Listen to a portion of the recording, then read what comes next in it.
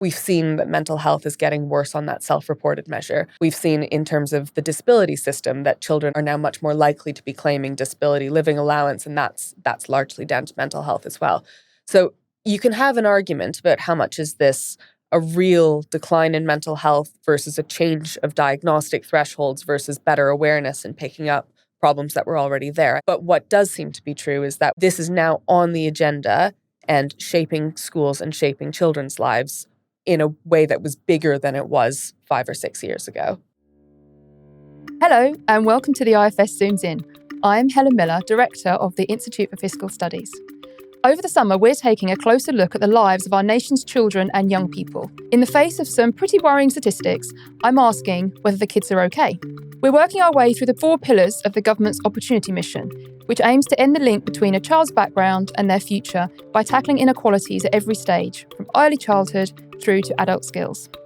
In today's episode, we're looking at the school years and at the government's ambition to ensure that, and I quote, every child is achieving and thriving. We'll look not only at attainment, like exam results, but also at well-being, including mental health, attendance, and inclusion in education. We'll also dig into the hugely important and very emotive topic of special educational needs, which have increased enormously over the past decade. To explore this, I'm joined by Christine Farquharson, Associate Director at the IFS. She leads our work on education and is my podcast buddy through this mini-series. Our special guest today is Sam Freedman, who is a Senior Fellow at the Institute for Government and a Senior Advisor to Ark Schools. He has spent his career working in different policy-focused roles around Westminster, including as an advisor to the Leader of the Opposition and spending 3 years at the Department of Education as a Senior Policy Advisor. So he's our perfect special guest today. Welcome to both of you. Hello. Thank you. So, I'm going to come to you first, Christine. I started this series because I'd seen so many statistics about young people that I thought were really troubling. And we're going to come to those statistics. But we're going to actually start with some good news, which I think is that if you look at average attainment, actually, schools are doing pretty well. So start with some good news for us. Yeah, it's rare that we get to start with good news on this podcast, isn't it? But I think if you look at the education system, this is actually one of the few areas of public services where over the last 10 or 15 years, we've actually seen that core measures of outcomes have been improving. Children seem to be learning more, attaining more, they're better at reading, they're better at math than they were 10 or 15 years ago. And that's potentially quite surprising because the funding picture over that period hasn't always been, we're just going to pump in more and more and more cash. Particularly during the 2010s, schools saw quite a constrained funding environment, big cuts in per pupil spending. And so for schools and teachers and parents and children to be able to come together and deliver some of these improvements is really pretty good news. I should say that this isn't just about, if we look at GCSE scores in England or if we look at age 11 attainment, we're seeing these steady incremental progress at all of these different stages within England. You might always say, how much is that real or how much is that we're moving the goalposts, we're changing the standards, we've got great inflation going on. And so we can also look to international comparisons to get a read on this as well. There are some really good international studies looking at reading, looking at math, looking at science. And in all of those, what we've seen is England kind of steadily moving its way up the league tables. And actually now children in England are some of the best readers and some of the best mathematicians in at least Western Europe. Sort of not quite in the top 10 internationally, but pretty close on many of these studies. That's genuine improvement. So if you go back 10, 15 years, England looked much closer to the OECD average. England's now doing better than the rest of the G7. And I'm quite specifically singling out England here, not just because education is a devolved matter, but also because the picture in the rest of the UK does look quite different, particularly in Wales and in Scotland, where some of those standards and some of those skills have fallen off. So the big picture here is it does genuinely seem that children are learning more and doing better than they would have done 10 or 15 years ago. And I think that that's sometimes a bit underappreciated and something we actually should be happy about and celebrating. It certainly sounds like great news. I mean, Sam, you were a senior advisor at the Education Department in the 2010s when I guess some of this was happening. I mean, what's your take on what changed? What made this happen? There's a few things to say. Firstly, there are demographic shifts that I think explain some of the reasons why we're doing better in international tests.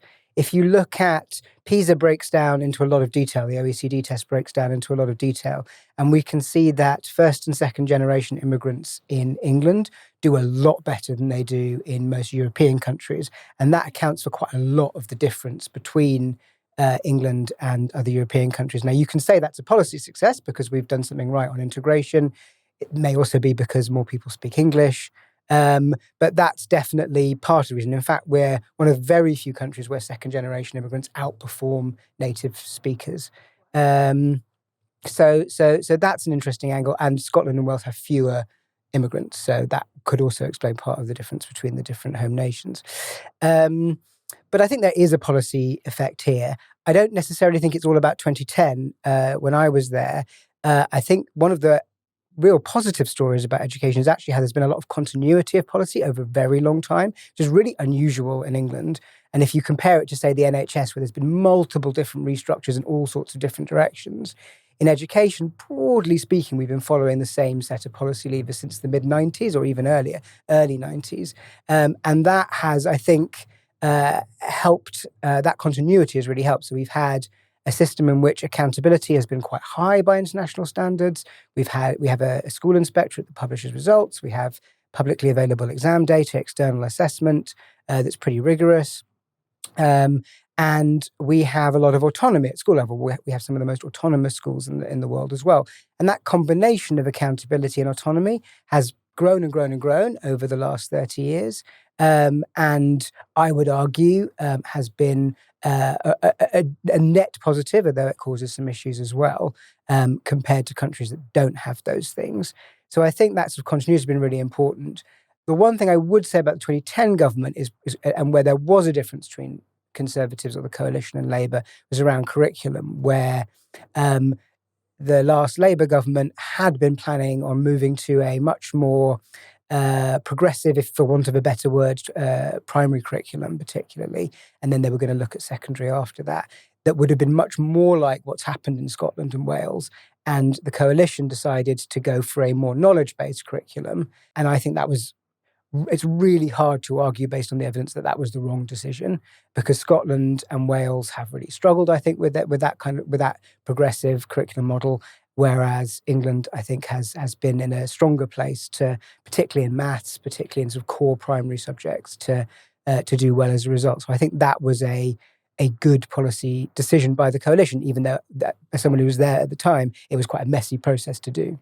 But just briefly on that, without getting too much in the weeds, I mean, what's the key difference between the curriculum in England and the one in Scotland and Wales? I mean, the difference between a knowledge curriculum and what you're calling the progressive curriculum, what's really at the heart of the difference between those two things? So the Scottish curriculum, which is called Curriculum for Excellence, it tries to break down barriers between subjects, if you like. It's focused more on a set of what are often called 21st century skills, even though we're a quarter of the way through the 21st century now, around sort of collaboration and creativity and so on, which all sound like great things, all are good things, but are very hard for teachers to teach in a discrete way. Whereas the English curriculum is much more based on the traditional set of subjects and making sure, particularly in primary, there is a set of knowledge that all children have. I think you could argue the merits of both models, but what is undeniably true is it's easier to teach the English version, and it's easier to train teachers to teach the English version. So I think you get a big benefit from that, whereas Scotland has really struggled with transitioning to the new curriculum model, and that's kind of increasingly widely accepted now in Scotland. Although there is some good news here, and we shouldn't forget the good news, because I think, as Christine was saying, it genuinely is good news. It's also still the case that there are large numbers of children who are not reaching expected levels of attainment. We talked on the last episode about the fact that actually something like a third of children are reaching reception without reaching the kind of good levels of development. They're getting into school without some of the basic skills in reading, writing, speaking even. So let's dwell on that, about the fact that there are still large numbers of children for whom this is not working out wonderfully. Christine? Yeah, absolutely. And if you look, for example, at GCSEs, which are the tests at age 16, you look at the share of children meeting the sort of benchmark of achieving a strong pass in English and math. About half of 16-year-olds are not meeting that benchmark. Half? Yeah. Half of 16-year-olds don't reach the benchmark in maths? Not reading that strong pass in English and math.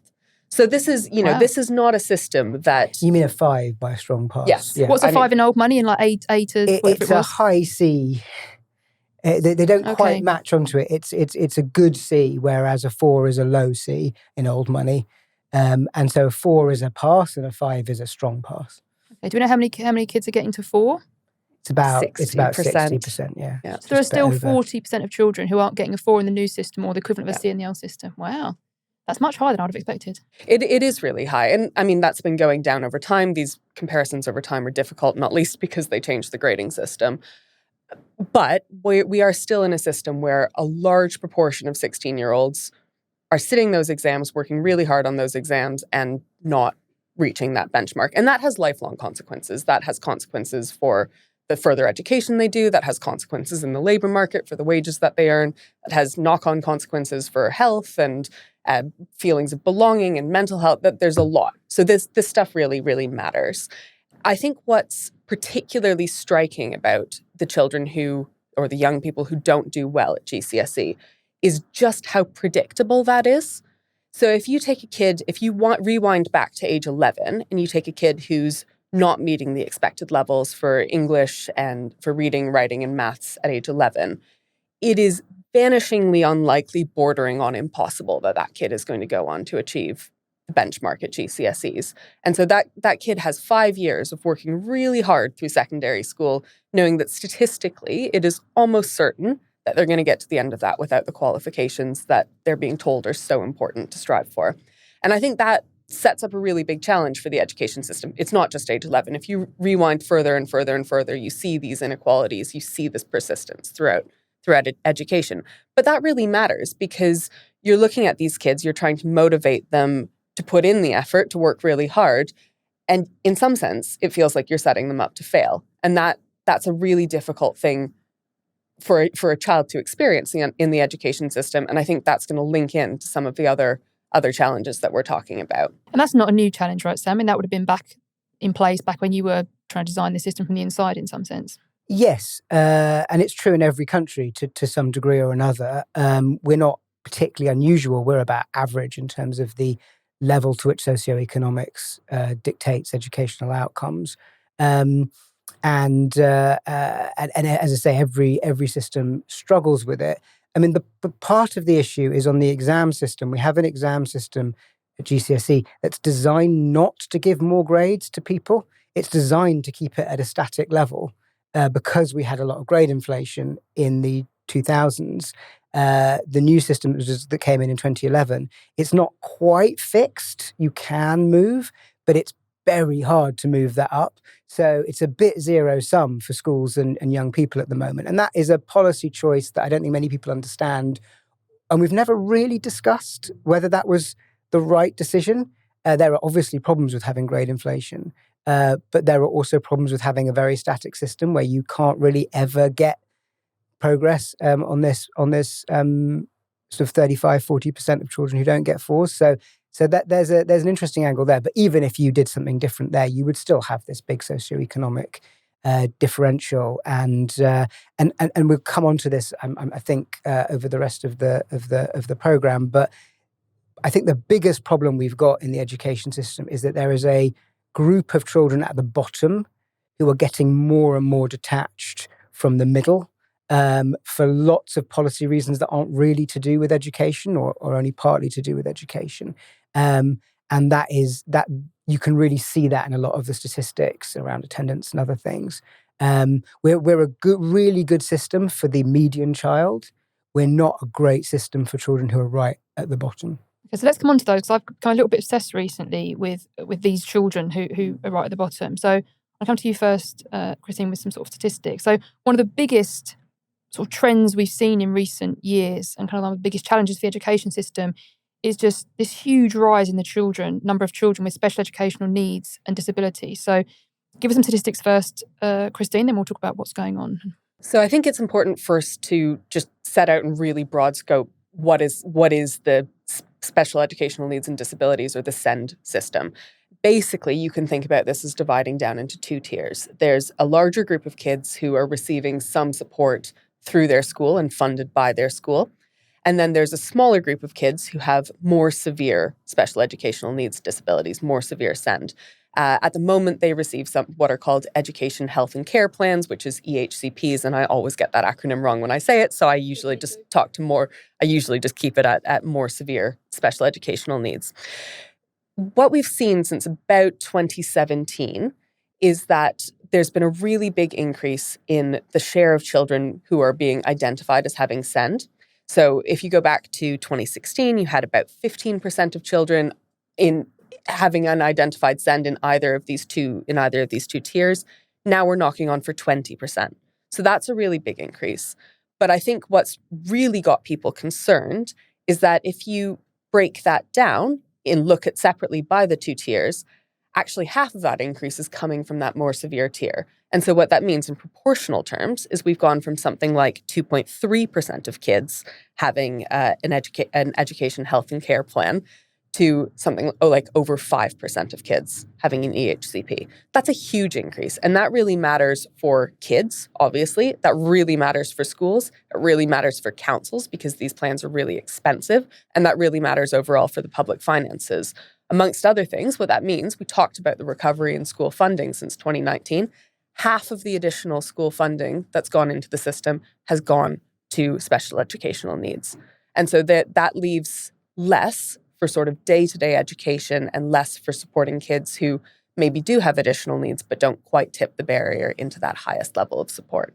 And it's worth just dwelling there on like the numbers you just gave us, Christine. I mean, if it's 20% of children, take a random 30 children, sort of 6 of them are going to have special educational needs. One of these identified. So this is not even, this is even leaving aside the question of whether there are more children, whether that child has needs and just those haven't been picked up by the system. I mean, Sam, do we know what's happening here? To what extent is this just greater diagnosis, which is a good thing, or to what extent is it actually our children and young people have more need than they used to? It's very complicated. So you've got a few different things going on here.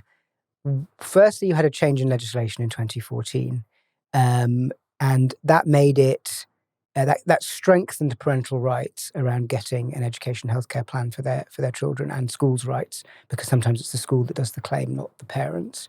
At the same time, you had inclusion in mainstream schools being downgraded as a policy priority because there was a lot of focus on attainment, which we've been talking about. And at the same time, they changed the funding system for special educational needs. So the only way to access more funding for a child with needs was to get a plan. So you simultaneously reduced the incentive to be inclusive and massively increased the incentive to get a plan. Because I wasn't involved in that act, I don't really understand why they didn't see that coming. But the effect of it has been a very rapid expansion. So part of it is a policy change and a funding system change. If you look at the conditions where we've seen big increases in plans, there's 3 conditions. One is autism spectrum disorder, where you've got increased diagnosis across the rich world. But there's been a more than trebling of the number of children who have a plan for autism spectrum disorder since 2010. So really, that's the biggest category by a long way. You've got speech and communication, where we are a bit more unusual in England in having a very large number of children with sort of additional funding for speech and communication. And then you've got behavioural and social disorders, essentially, which often aren't medical. In fact, as is speech and communication is often not medical. They are needs created by other problems that child faces, whether that's poverty, whether that's issues at home, whatever. And that's also gone up as well. A lot of categories haven't really risen. It's only those 3 where we've seen really big rises. So it's quite specific to them. But that has driven this extraordinary rise in numbers and costs combined with the 2014 legislative changes. I'm really fascinated by this point about the education and healthcare plans. It's kind of like an all-in, all-out system, right? So it's often takes years to get one of these plans, whether it's the parent applying or the school applying.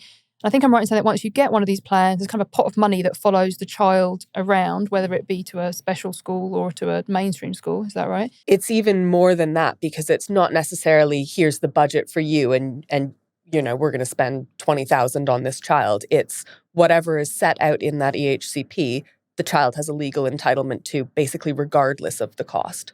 And so there's no sense in which there's a balancing or a proportionality test on this. It's once the EHCP is agreed, that takes priority over any sort of funding or resource constraint. And one of the big issues is that the actual amount being spent on EHCPs is falling because of just very constrained resources. So the legal duties in plans are not being fulfilled at the same rate they used to be. So you often get parents who've gone through this very arduous process to get a plan in the first place, then finding the school is not delivering the plan, having to go back through a very complicated and arduous process to get what they think is, well, what is on paper due to their child. So it's a very adversarial and I assume that the process. flip side of that from the school's point of view is that a child arrives at the school with one of these plans and a set of obligations that the school needs to fulfill. The school doesn't necessarily get the budget in order to fulfill them fully, but has to do that, and therefore I guess has to get resources from other children to help fund that. The local authority will assign a budget to the plan. It will usually or often not be enough to actually do what's in the plan. So then you get the schools fighting with local authorities, trying to get more money, local authorities saying we don't have any money. The whole thing is just lots of people arguing with each other over very constrained resources, essentially. And I think also what often comes through in these plans, there's a big part of this which is about money. There's also a big part of this which is about time and staff time. And so you have an EHCP can contain any number of accommodations, whether that's you're going to have a dedicated teaching assistant. They're going to follow you around through the day, whether you're in PE class or whether you're in math, that person is going to be with you. That's really expensive. It could also be you're going to have your homework sheets photocopied on a different color of paper because we think, for maybe a good reason or maybe not a very good reason, that different color of paper is going to make a difference for you. And so now it's your teacher sitting alone in the photocopy room, probably, after school hours, having to run off all kinds of different copies on all kinds of different colors of paper. And I think those time costs and that burden on staff that doesn't involve going out and hiring more people, sometimes we forget about that as well. And that's really important. So one of my best friends is a teacher, and I was talking to her about this. And I was just really struck and sort of slightly horrified by her description of her day and how she's trying to manage these different needs. But also not just her description of how to help the children with the plans, but actually the children who she described as invisible children, meaning invisible to the system, in that they have higher needs than the rest of the class. They need some kind of adaptations or something else that help them support in learning, but they haven't got a plan. There's no budget following them around. And actually now the teachers are being split multiple ways, trying to deal with the children with the plans, the other children who've just missed out, and the children for whom they still need to be teaching. I mean, it's quite a lot to put on teachers by the sounds of it. I mean, is it the system's not working, is it, Sam? Well, there's lots of problems with this system, both in terms of the formal bit of the system with how plans are being distributed and funded and so on. But also, as you say, it's very difficult within mainstream schools to differentiate well a lot of the time between different groups. It's also the case that within mainstream schools, you get a lot of concentration of children with needs in certain schools because they become known as the school that are good at dealing with a particular type of condition. So they get far more than other schools. And also in schools that have a very high population of low-income families using the school, you're also going to have more concentrated population. So you also get this very bumpy distribution of children who have additional needs across the system. What do you think we need to do to fix this? It seems like no one's happy with the system. The schools aren't happy. The parents aren't happy. Not all the children are being well served. I mean, if you could advise the government now, Sam, what would you tell them to do? I'd run away in the opposite direction. I mean, the government are looking at doing some big reforms in this area. They announced that at the spending review. They've got a bit of money from the Treasury to do a transformation programme in this area. We don't yet know what that looks like, and they're not due to tell us until the autumn. But in terms of stuff that's appeared in the press, it looks like they're trying to find a way to reduce the number of children who have plans, and possibly by not using them at all for mainstream schools, and instead moving to a cohort funding model. So essentially, rather than saying every pupil goes through this incredibly arduous process to get an individual legal plan and then the school has to deliver it, you say, we're going to give secondary schools a bit of this huge pot of money that's built up, £12 billion or so. They are then going to use that to support children with needs, but they are going to decide how to support them. And because it doesn't take 2 years, they can get in there earlier, they can provide more early support, early intervention. There's a lot to like about that as an idea in terms of what other countries do and stopping this sort of big growth in plans that continues. It's also a very risky policy because schools are very variable in how they support children with needs. I think some schools would do an amazing job in this new system, hypothetical system as I've described it. I think some schools would really struggle. And whether the government are able, through a transition process, to get every school to the point where parents with children with needs would trust that system is a huge policy question and a huge political question as well. And I think that really matters, because if you look at, for example, disadvantage funding and what do we do about children on low incomes, what do we do to close the disadvantage gap? England has invested hugely over the last 20 years in research about this. There's a whole organization, the Education Endowment Fund, that funds randomized controlled trials and generates high-quality evidence to help schools understand what they can do that's going to make a difference. And even with all of that, we have this stubborn disadvantage gap that we were talking about. We are nowhere near that point on special educational needs. And I don't think that schools feel that they have the sort of ready-to-go, established, high-quality, trusted toolkit that they can go and draw on a policy and have confidence that they know that that's going to work well in their context. I don't think that the research is there. I don't think that the policy is there. And that's going to make it really hard to generate the sort of uniform level of high-quality provision. Although that, of course, also applies to plans. There's a lot of plans being written that we don't really have any evidential basis for thinking they're helping the child. And no one ever assesses that. Do we know if the colored paper photocopying works? We have no idea. We have almost no evidence, but partly because children with plans tend to not access the GCSE system or tend not to do very well in the GCSE system anyway, and the assessment system that we have is not well designed for them. It's very hard to tell actually whether there's been any improvement at all in the attainment of that group as a result of this big increase in cost. It does seem, this is a bit horrifying, isn't it? A bit daunting how you think about getting change in the system. It does seem that when you've got this many children who are identified as having some form of special educational need, the answer can't be, we'll just set up special schools for them. In some ways, it is definitionally a mainstream issue because there are so many of these children. So it seems like they're going to be in mainstream schools. So I assume that part of the solution has to also be helping teachers with maybe specialist training or giving them the resources they need to work out how to modify the curriculum or how to juggle these different demands of pupils with very different educational outcomes. Is that part of the answer? I think if I was in the DfE designing how to use this pot of money that we'd been given, I would definitely be spending quite a lot of that on training, because special needs support is woefully under-resourced in initial teacher training.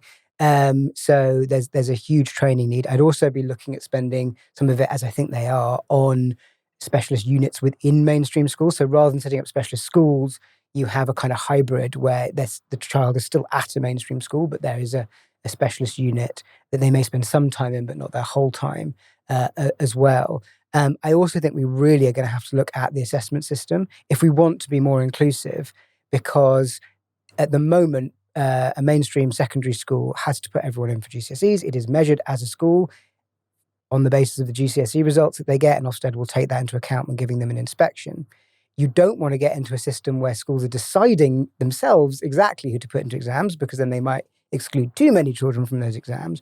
But you also have to take into account that there are quite a lot of children who might currently be going to a special school that the government want to go to a mainstream school that cannot access GCSEs and should be doing something else.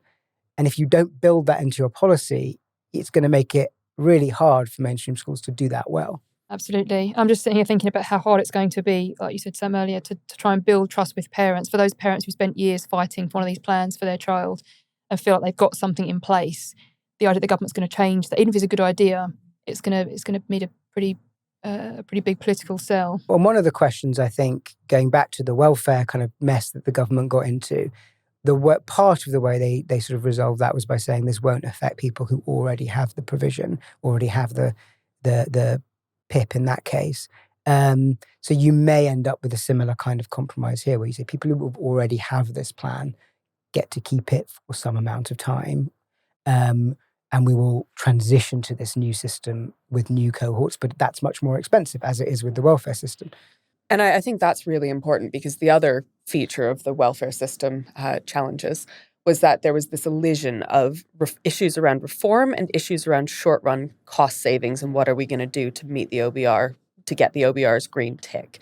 And I think doing meaningful reform in a challenging policy area like this one very much is, you should expect that that's going to cost more, potentially a good chunk more in the short to medium term, if you're going to be able to unlock in the long run. Because there is a prize here, right? Like in the long run, a system that's working better for parents, better for children, better for schools, and isn't sort of blowing the governments and councils' budgets every year, that's worth trying to get to.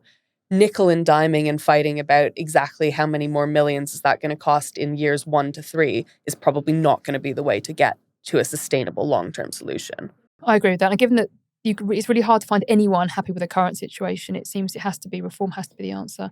As much as I'd love to spend all day in the SEND stuff, let's move on a little bit so we have some time. There's sort of worse statistics to come in some ways. So one thing we haven't talked about so far is COVID and the role that played in educational outcomes. Maybe I'll come to you, Christine. What do we know about the effect that COVID's had on children? So during the pandemic, I think it's just important to remind ourselves how bad things were for kids in schools. So kids were out of school, they were learning at home, and that was a real challenge, particularly for kids from disadvantaged backgrounds, because they were less likely to have kind of high quality online instruction. They were less likely to have computers at home to be able to access that. They were a lot less likely even to have like a desk or some place to be able to study at home. A lot of them were doing it in a bed that they were sharing with siblings. That was the learning environment. They were less likely to they spent less time accessing online learning. And then in that sort of weird period in summer 2020, when it was optional whether you wanted to go back to school or stay home, disadvantaged kids were also less likely to go back to in-person schooling, largely because they were more concerned about the virus and the health impacts. So there was a huge set of headwinds here. And we did see that there was pretty substantial learning loss during the pandemic. One study says, in autumn 2020, primary school kids had lost around 2 months of expected progress in reading, or almost 4 months of expected progress in math. But I think one thing that the school system as a whole, parents, kids, teachers, schools, policymakers should be proud of and pleased about was actually that learning loss, some of that did go away. And so even if you look by summer 2021, around half of that learning loss had been recovered. Kids had gained that back, which I think speaks to both the really big efforts of everybody during that period, but also the resilience of kids in general. And what that means is if you go back to those international statistics we were talking about at the beginning, England's children in 2022 performed less well than they had in previous years, but that fall was smaller than it was for many other countries, certainly for many of the other countries within the UK. Where that kind of takes us is that actually on academic terms, COVID was not helpful. There is still a bit of a hangover in terms of lost learning, but I don't think it was as disastrous as many people looking at the situation on the ground at that time feared that it would be. Where I think that we have a much longer term hangover is not so much the core attainment results that we've been talking about, but when we think about challenges around children's mental health or their attendance at school, these are some of the places where we've got new challenges that do seem to have been exacerbated by the pandemic and don't seem to be going away quite as quickly. So the mental health stuff's where I've also got some scary statistics, which is one of the things that motivated me to start this. So give us some of the numbers about the kind of the extent to which mental health is poor among children, Christine. They're really striking. So if you take the NHS has done some surveys, and they reckon that something like 1 in 5 8 to 16-year-olds has what they call a probable mental disorder, which basically means very poor mental health. You can look at that and you might say, oh, this is all diagnosis and is the benchmark shifting? You can also look at young people who are completing self-assessment and these kind of validated batteries of questions over a long period of time. We've seen that mental health is getting worse on that self-reported measure. We've seen in terms of the disability system that children are now much more likely to be claiming disability living allowance, and that's largely down to mental health as well. So you can have an argument about how much is this a real decline in mental health versus a change of diagnostic thresholds versus better awareness and picking up problems that were already there. I think there's probably something to all of that. But what does seem to be true is that this is now on the agenda and shaping schools and shaping children's lives in a way that was bigger than it was 5 or 6 years ago. And Sam, how do you think about that as kind of interacting with education policy? Education policy often thinks about, how you teach children maths and reading and writing.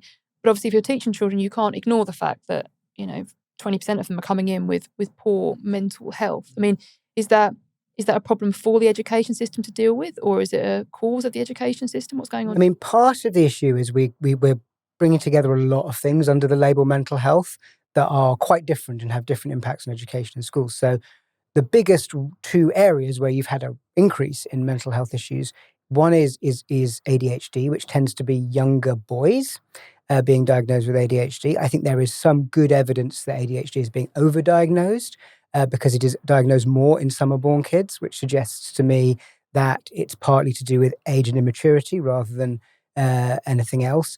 But there has been a very big increase in that, and that is more boys. Although obviously it does apply to girls too. And then you've got another category of very rapid growth, which is anxiety disorders, which is much more amongst older girls. And with anxiety disorders, children with anxiety disorders actually often do very well in school. There's not much correlation between those disorders and poor academic performance. ADHD, there's more of a correlation with poor academic performance. So you kind of have to break all of these conditions down to really understand the impact on education. But overall, as we've talked about, attainment has gone up, has improved, even while we've seen this big spike in diagnosis and referrals to children and adolescent mental health service. So it seems to me this is primarily not really having, there are educational impacts, partly because teachers have to spend so much time dealing with the consequences of it. But it's more about the lives of the children than the academic outcomes. And I think actually I would almost put the question the other way, or the question that I hear asked of me is, how much is school shaping the mental health of these kids?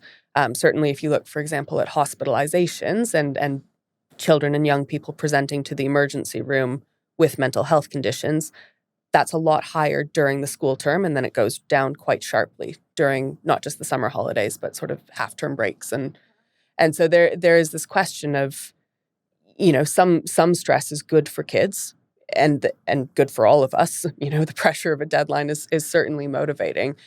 When does that get to be too much? And what are we willing to accept in terms of anxiety and mental health challenges set against, as Sam says, this very positive picture on attainment? And it's worth saying we've seen quite big jumps in hospitalization for things like eating disorders, for things like self-harm. So it can't just be more diagnosis, because that wouldn't lead to more hospitalization. There is a genuine phenomenon going on that spiked during COVID and hasn't yet come down yet.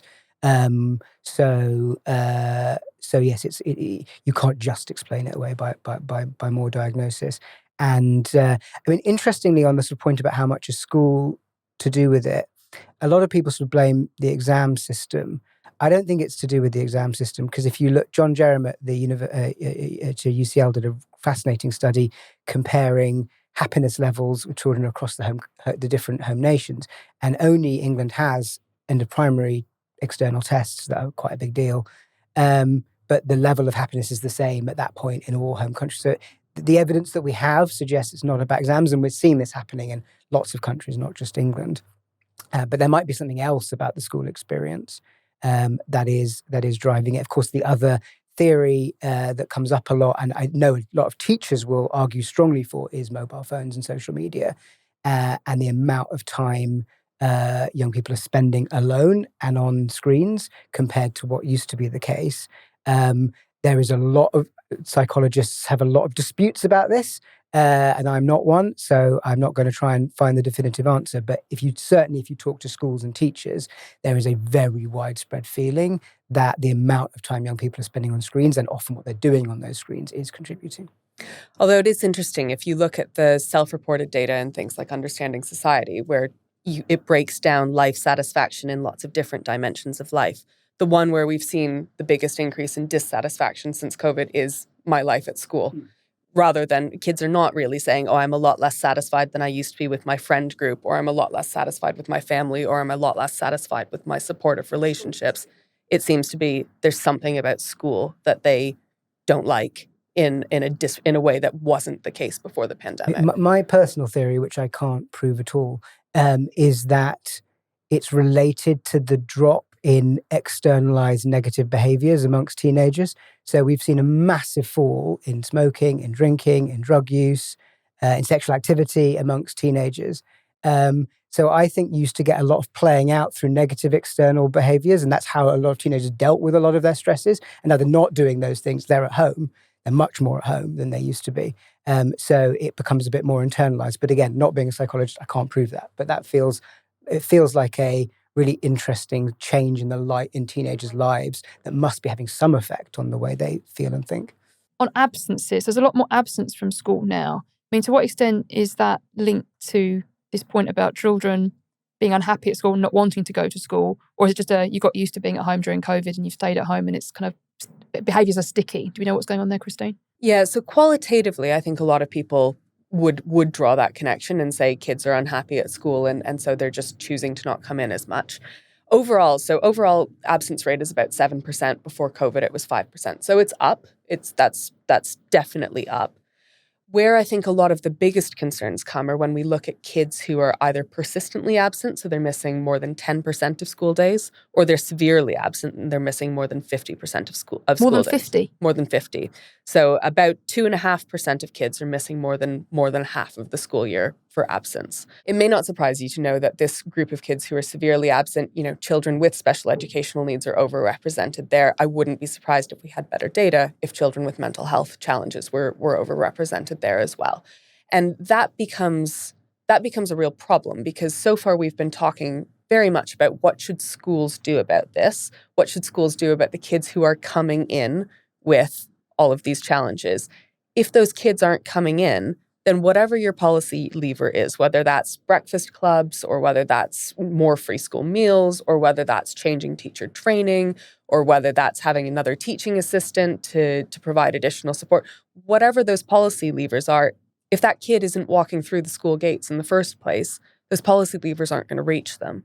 And so that's where this concern is coming from, that these kids are invisible, not in the sense of they have needs that aren't being picked up. They're invisible because they're literally not at their desk in the classroom. And what do we do to try and help them then? How worried about absences are you, Sam? It's a really big problem. Again, it's something that got a lot worse during COVID, as we've heard, and has come down a little bit. It's improved a little bit in the last year, but we're nowhere near back to where we were. And this is despite schools putting in a hell of a lot of effort into getting numbers better because the government has put pressure on them to do so. If you break it down into the who is affected by this, it's older children much more than younger children because their parents have less control over them, and it's children from the lowest income families the most. So if you look at children in their GCSE year who are on free school meals, about 40% of them are persistently absent, so they're missing 10% or more of school. And going back to your early question, how do we get this disadvantage gap down? Well, if they're not there a lot of the time, you're just adding to that disadvantage all of the time. It is a solvable problem, but it requires an enormous amount of time for the school, which they often don't have because of other constraints on their time. The sort of effective way of dealing with this is you just go around knocking on everyone's doors and dragging them into school. But schools do that, right? They do that, but it's really time intensive, and you can't do that continually all the time for everybody. So in the absence of schools being able to do that, it is a really big issue. Okay, so we should draw to close in a minute. I just want to end on we started optimistically about progress in attainment, and you described, Sam, how kind of continuity in the English system had kind of given some dividends. Is there any reason for optimism that some of those good things might continue, that attainment might continue to go up, or that things might get better for the children right at the bottom, or actually are we just sort of like we run out of road there and we need to do something different? I think there's reason to think that in the middle and at the top we could continue to get improvements. The curriculum is still only sort of 13, 14 years old. We're still teachers are still learning it and sort of getting better at it. I think the curriculum review that's being done this year will probably not make too many big changes, which is, again, good in terms of continuity. We're getting more, we haven't talked about structural reform, but we're getting more academy trusts that are getting better at scaling what they're doing in some schools across other schools. So I think there's reason to think we could continue to see gradual improvement in the middle and the top. I think the problem with the bottom is a lot of it is to do with levers outside of schools' control, whether that's health issues or poverty issues. So I'm often asked, what's the one, if you were Secretary of State, what's the one policy you would do? And I always said, well, I'd like to be the welfare secretary and get rid of the 2-child limit, because I think that would have a bigger impact on educational outcomes than anything you could actually do in the school system. So I think our key levers are probably outside of schools and probably outside the DfE at the moment in helping that group at the bottom do better. Otherwise, if they continue to get detached, that could be a really big problem. Now, Christine, I know we're going to come back in our 4th episode of this series to look at the broader family environment that children are in.